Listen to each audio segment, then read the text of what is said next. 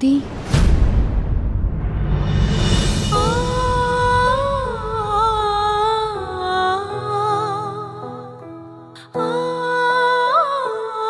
ती सही कहती है, कोई भी इंसान जब गुस्से में होता है ना तो कोई भी काम ठीक से नहीं करता। और अभिमान जी इस वक्त बहुत गुस्से में हैं और आपको उन्हें प्यार से समझाना होगा।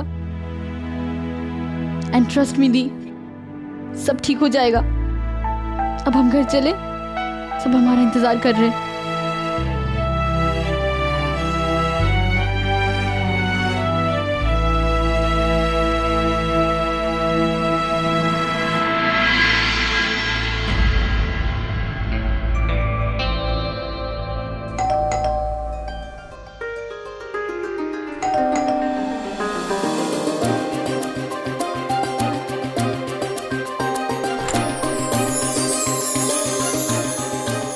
आ गई बेटा, हम लोग कब से तुम्हारा इंतजार कर रहे थे। बिरजू, इनका सामान।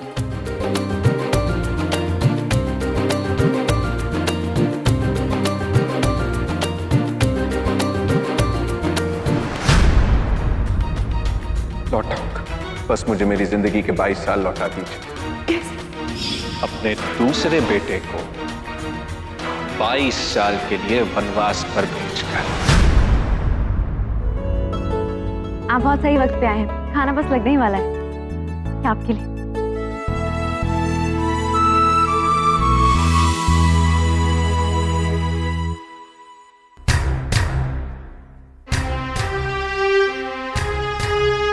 कमाल है, बड़े अजीब किस्म के लोग। मैंने तो सोचा था कि ये लोग सर पकड़ के मातम मना रहे हों, और ये लोग तो फुल पार्टी मोड में है। अब इनका सामान जरा गेस्ट रूम में रखवा दो। तुम्हारा रूम तैयार करवा दिया गया है बेटा। ओफो मॉम, अभी तो बड़े भैया आए हैं, उनको कुछ खिलाइए पिलाइए, उनकी खातिरदारी कीजिए, उसके बाद सोने की बात कीजिएगा। वैसे मेरे बड़े भैया क्या खाना पसंद करेंगे? आज मेन्यू में तंदूरी है और पनीर और शिमला मिर्च बस आती होंगी। आप बस थोड़ा सा वेट कीजिए। आने वाले हैं, नहीं आ गए हैं।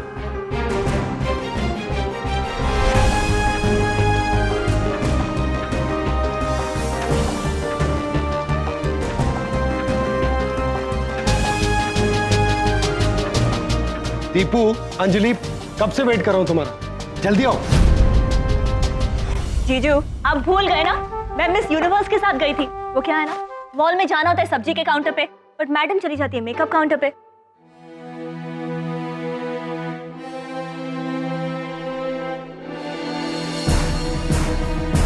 पनीर दो।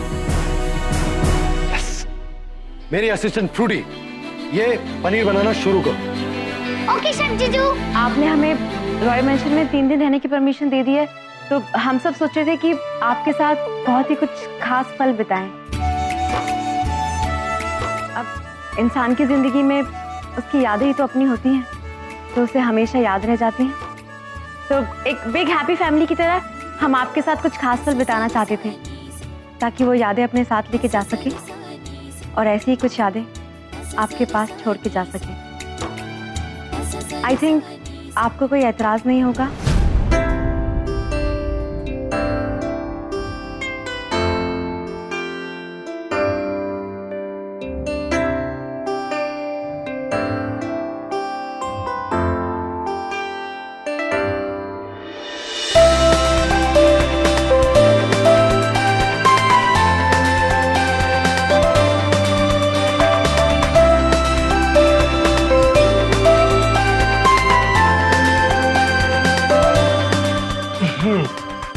अब आपने तो आपकी चॉइस बताई नहीं, तो मैंने सोचा कि अपनी पसंद का पनीर टिक्का आपको खिला दूं। अब खाइए और बताइए कि आपके छोटे भाई ने ये कैसा बनाया। सोच क्या रहे हैं बड़े भैया, भले ही आप मुझे इस घर में ना रहने, लेकिन आप इस बात से इनकार नहीं कर सकते कि आप और मैं भाई हैं। और जब आपका छोटा भाई इतना अच्छा शेफ है, तो ये खाकर तो बताना बनता है कि कैसा बना। प्लीज खाइए ना।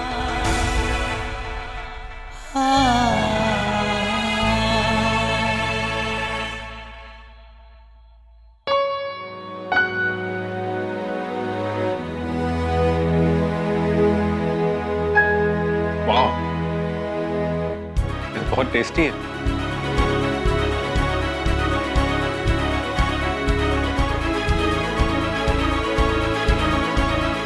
अरे गोभी भी लाओ, गोभी मेरी फेवरेट है। और चटनी वटनी है कि नहीं? अभी लाया, अभी लाया। हाँ?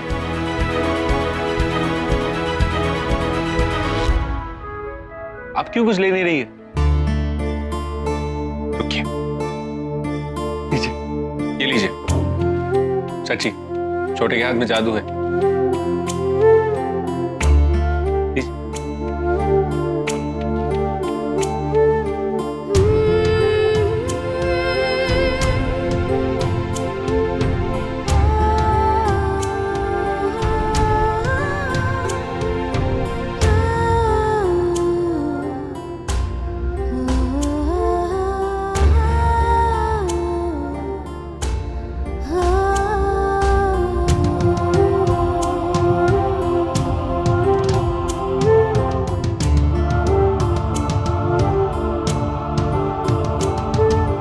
अरे भाई, कोई डिजर्ट भी तो खिलाओ। टेक्निकली आइसक्रीम है, मैं लेके आती हूँ। आइसक्रीम मैं भी खाऊंगी आइसक्रीम। ये रही। नहीं फ्रूटी, अभी आइसक्रीम नहीं खानी, गला खराब हो जाएगा।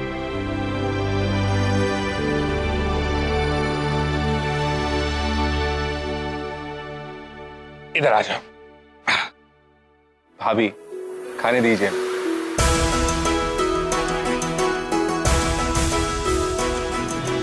आप सब लोग जब आज इतने खुश हैं तो एक दिन फ्रूटी का भी आइसक्रीम खाना तो बनता है कि नहीं? Thank you.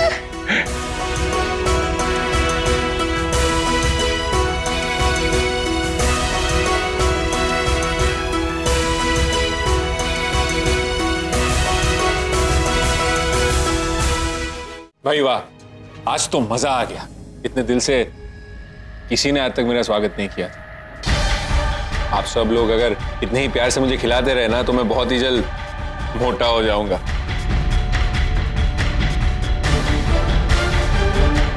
अभी आपने सच कहा था, आप सब लोग चले जाएंगे तो बहुत याद आएगी।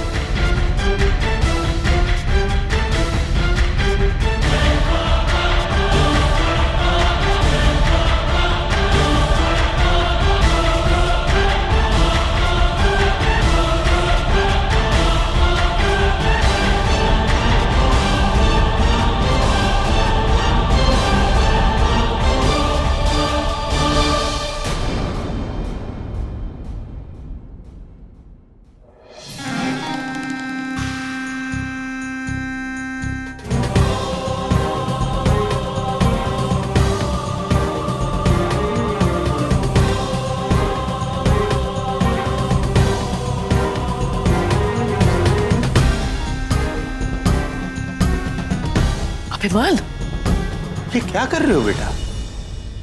क्या करूं, कड़वाहट की इतनी आदत हो गई है ना कि इतनी मिठास हजम नहीं होती।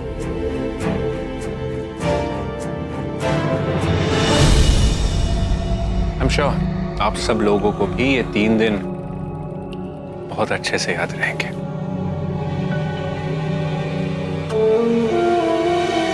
मैडम, अभिमान साहब का सामान गेस्ट रूम में लगा दिया है। हाँ, तो निकलवा दो। हमने कहा था ना कि तुम्हारा कमरा यहाँ तैयार करवा दिया गया है। कौन सा गेस्ट रूम? माँ, आपका बड़ा बेटा हूं मैं। 22 साल के बाद घर लौटा हूं। आप अपने बेटे को गेस्ट रूम में रुकाएंगे? नहीं ना, मुझे राघव का कमरा चाहिए।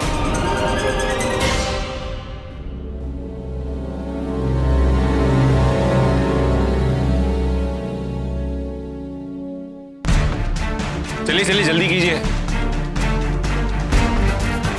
और वैसे इतने अच्छे खाने के बाद ना मुझे बहुत नींद आ रही है। 10 मिनट है तुम्हारे पास। तुम्हारा और मेरी भाभी का जो भी सामान है निकाल दो। क्या है, फिर मैं सो जाऊं।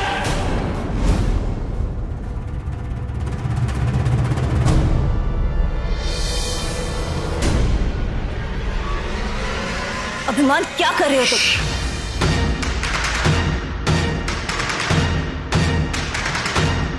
मैं इसी शर्त पे घर वापस आया था कि मैं जो चाहूंगा होगा। और वैसे भी ये फैमिली मैटर है। फैमिली और तुम, हमारी दोस्ती अपनी जगह है और मेरा उस परिवार से रिश्ता और नाराजगी अपनी जगह। बेहतर यही होगा कि तुम बीच में ना पड़ो, वरना क्या? वरना मैं दोस्ती तोड़ दूंगा। दीपू, ये फैमिली मैटर है, तू चुप रह। आप 10 मिनट की बात करें, मैं 5 मिनट में कमरा खाली करवा देती हूँ, आप फिक्र मत कीजिए। दीपू, रति, जाओ कमरा खाली करने में हेल्प करो। आप जाके इनकी मदद कर दीजिए। जी मैम। दी नहीं। दीपू, जाओ।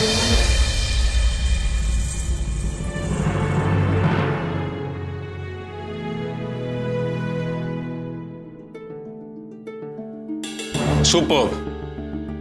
तो जब तक कमरा तैयार होता है मैं थोड़ा वॉक करके आता हूँ। वैसे भी खाने के बाद वॉक पे जाना अच्छा होता है ना माँ?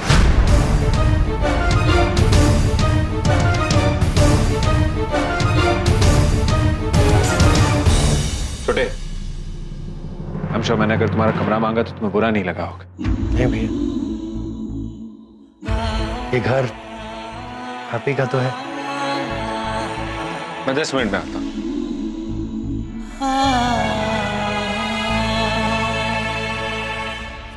मम्मी जी, इतने सालों का गुस्सा है, जितनी जल्दी निकल जाए उतना ज्यादा अच्छा है। और फिर थोड़ा बहुत तो हमें सहन करना ही होगा ना।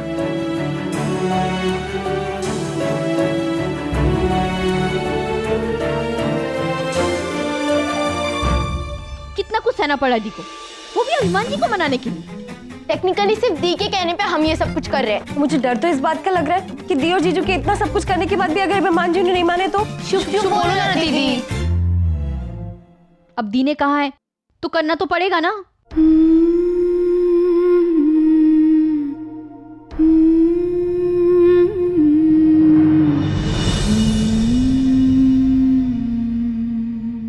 क्या कर रहे हो? समझ में नहीं आ रहा कैसे समझाएं हम अभिमान को। मम्मी जी, हम भी अभिमान जी से बहुत प्यार करते हैं। हम भी यही चाहते हैं कि वो हमारे परिवार के साथ हंसी खुशी रहे। पर जो जख्म उन्हें वक्त ने दिए वो तो भरते भरते ही भरेंगे ना। हाँ। देखिए मॉम, उनके साथ जो कुछ भी हुआ है उसका जिम्मेदार वो आपको मानते हैं, इसीलिए वो आपको हर्ट कर रहे हैं। वो अपने साथ साथ खुद को भी हर्ट कर रहे हैं। ऐसा नहीं है कि वो ऐसा करके दुखी नहीं, उन्हें भी बहुत दुख हो रहा होगा। आप उनकी माँ हैं, आपको उन्हें ऐसे संभालना होगा जैसे एक माँ अपने छोटे से बच्चे को संभालती है। आपको उनकी सारी गलतियों को नजरअंदाज करना होगा, क्योंकि वो आपको परेशान देखकर और परेशान करेंगे।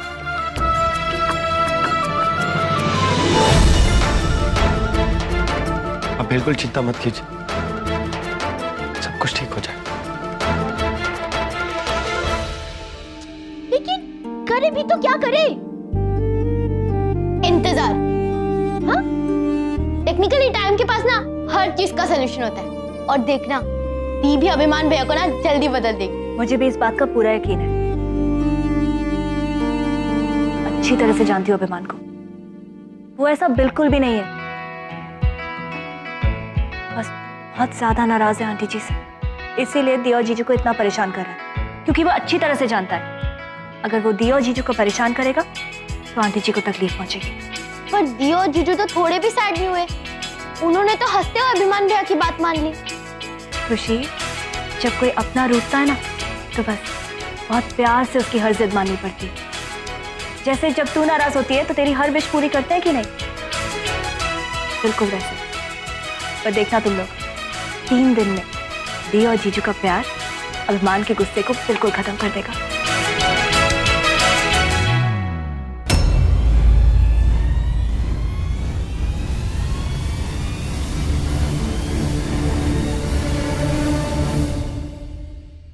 3 दिनों में मैं तो नहीं बदलूंगा। 22 सालों में जो दर्द मैंने सहा है ना, इतनी आसानी से नहीं भूलूंगा। My dear mom Ratna Roy. उस दर्द का एहसास आप सबको करा के रहूंगा। आप सबको महसूस करना होगा कि किस तरह अकेले जूझा हूं मैं जिंदगी से।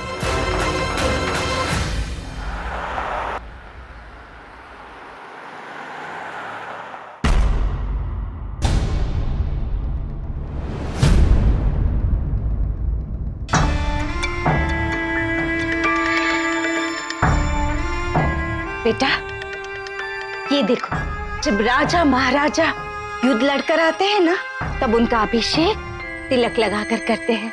मैंने अभी से तुम्हारी जीत की सारी तैयारी कर ली है।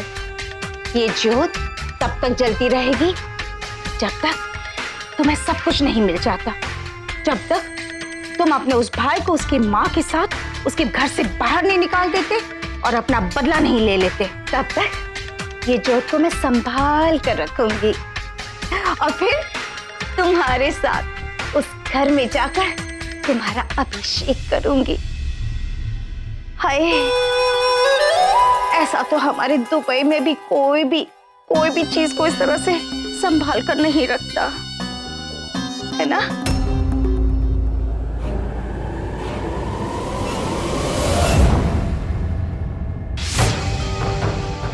और संभालने की आपको जरूरत भी नहीं है बुआ जी। आप यहां से सीधा दुबई जाएंगे। मैंने आपकी टिकट करवा दी है। दुबई? मैं? कोई किसी की अच्छाई का इस तरह से बदला चुकाता है? मैं तो इंतजार कर रही थी कि कब तुम रत्ना रॉय की पूरी प्रॉपर्टी को अपने कब्जे में कर लो और तुम हो कि तुम मुझे दुबई भेज रहे हो।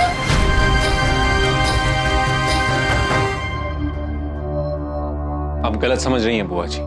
मेरा मकसद रत्ना रॉय की प्रॉपर्टी लेना नहीं है और ना ही राघव और सोनिया जी को तकलीफ देना है। मैं तो सिर्फ उस इंसान को सजा देना चाहता हूं जिसकी वजह से मेरे और मेरे पापा के साथ गलत हुआ। मैंने अभी वहां राघव का कमरा ले लिया, लेकिन इसलिए नहीं क्योंकि राघव को परेशानी, इसलिए क्योंकि शायद ये सब देख के रत्ना मैम को तकलीफ, शायद उनको तकलीफ में देखकर मुझे कुछ सुकून ही मिल जाए। और मैं तो उस घर में रहना भी नहीं चाहता, लेकिन इन 3 दिनों में उनको ये एहसास कराना चाहता हूं कि इन 22 सालों में मेरे साथ क्या गलत हुआ है। और मेरे साथ जो भी कुछ हुआ था उसे भूलना इतना आसान भी नहीं है जितना मिसेस रॉय समझ रही है, क्योंकि दर्द का एहसास दर्द से गुजरने वाले को ही होता है। और मैं रत्ना रॉय को उस दर्द से गुजरते हुए देखना चाहता हूं।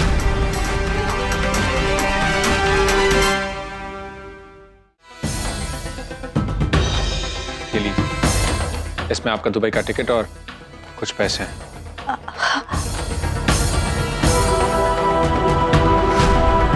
मुझे सारी हकीकत बताने के लिए आपका बहुत बहुत शुक्रिया बुआ जी।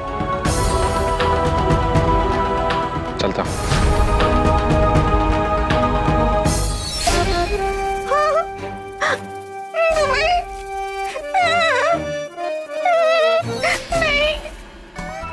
क्या लगता है ये प्लान काम करेगा? जीजू, अगर एनवलप छोटा हो तो इसका मतलब ये नहीं कि उसके अंदर की जो न्यूज होगी वो भी छोटी ही होगी। आपको पता है ना कि हम लोगों ने प्लान बनाकर आपको दी को मिलवाया था। इससे ज्यादा और क्या प्रूफ चाहिए? और जीजू, टेक्निकली ये ना प्लान सुपर डुपर हिट होगा। अरे बातें कम, काम शुरू। मिस्टर नाराज सिंह अपने कमरे से निकल चुके हैं। ठीक है, चलो। आप ना बुद्धू हो। What? हाँ, टेक्निकली क्या आपको इतना भी नहीं पता? जब क्रिकेट खेलते तो सूट नहीं पहनते। हाँ? मैं क्रिकेट नहीं खेलता। ये ऐसा कैसे हो सकता है? हम भारत देश में रहते हैं और भारत देश में क्रिकेट पूजा के समान होता है और इसके भगवान है श्री सचिन तेंदुलकर जी।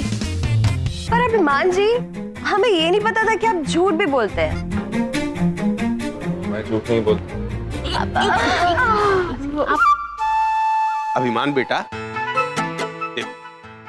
ये तो तुम्हें मालूम होगा कि जो यादाश्त है वो बुढ़ापे में जाता है, और तुम्हारा तो जवानी में ये हाल है। पहचानो इसे, कौन है ये तो मैं हूँ।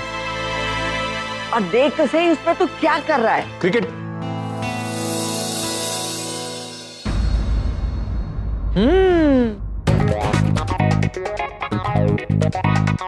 शेम शेम, अभिमान भैया आपको अपने पैंट भी ठीक करने नहीं आते।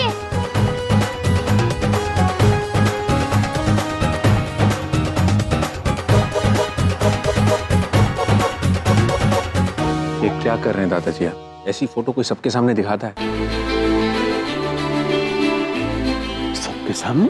हाँ। अरे बेटा ये फैमिली है।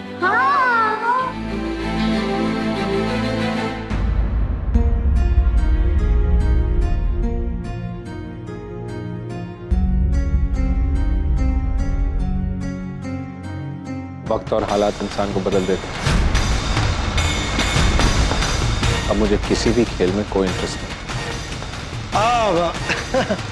आपको चाहे इंटरेस्ट नहीं होगा, लेकिन जिंदगी जब इतनी इंटरेस्टिंग है तो क्यों ना गेम खेले जाए। देखिए अब सब लोग साथ हैं। आपके बचपन में आपने जो मिस किया है उसे हम अब पूरा कर लेते हैं। चलिए ना भैया प्लीज।